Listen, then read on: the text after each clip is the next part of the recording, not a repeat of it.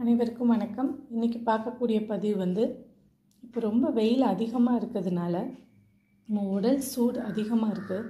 அதை கம்மி பண்ணுறதுக்கான ஒரு ரெசிபி. இது வெந்தயக்களி.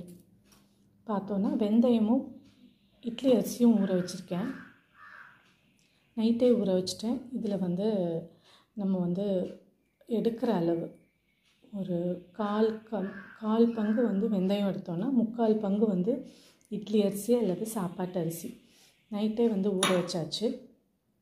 இது கொப்பரை கருப்பட்டி, ஒரு அரை கொப்பரை கருப்பட்டி நைட்டே கொஞ்சமாக தண்ணி விட்டேன். ஸோ அதுவே நல்லா கரைஞ்சிருச்சு. நம்ம வடிகட்டினா மட்டும் போதும். இட்லி மாவு இன்றைக்கி அரைக்கிறதுனால கிரைண்டர்லேயே போட்டுடலாம். நமக்கு 2 in 1 ஆகிடும். அதிலே கொஞ்சம் ஒட்டி இருக்கக்கூடிய அந்த உளுந்து மாவு அதுவும் நமக்கு சேர்ந்து கிடச்சிரும். அதனால் இப்போது இந்த ஊற வச்ச வெந்தயம் ப்ளஸ் இட்லி அரிசி அதை கிரைண்டரில் போட்டு ஆட்ட போகிறேன்.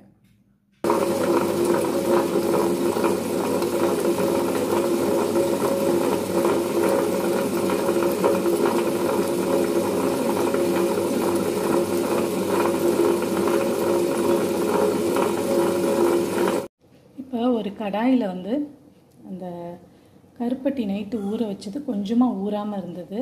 இதை தண்ணி ஊற்றி கொதிக்க வச்சிட்ருக்கேன் வடிகட்டிட்டு. நம்ம சின்னதாக ஒரு சின்ன உலக்கில் எடுத்தது எவ்வளோ மாவு வந்திருக்குன்னு பாருங்கள். ஸோ நம்ம ட்ரை பண்ணும்போது ரொம்ப சின்ன அளவில் ட்ரை பண்ணாவே போதும்.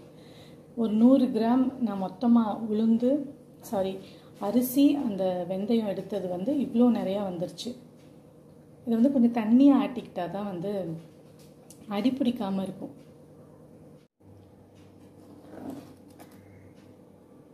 கொஞ்சம் கைவிடாமல் கிண்டுனா கட்டி விழுகாமல் இருக்கும்.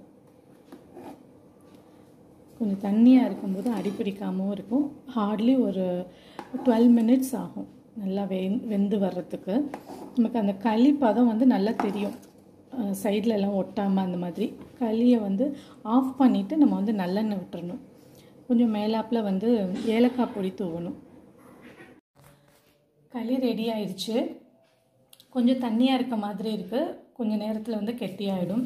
இந்த உடல் சூட்டை கம்மி பண்ணக்கூடிய இந்த வெந்தய களியை வாரத்தில் ஒரு நாள் குழந்தைங்களுக்கு செஞ்சு கொடுக்கும்போது உடல் சூடு நல்லா இயற்கையாகவே கம்மியாகுது. நான் உளுந்தோடு சேர்ந்து போட்டிருக்கேன். அந்த கிரைண்டர் இப்போ தான் மாவு அரைச்சதுனால. ஸோ உளுந்தோட நன்மைகளும் இதில் சேர்ந்து ஆட் ஆகிருக்கும்.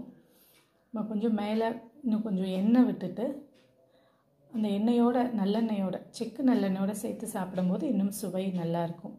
நன்றி, வணக்கம்.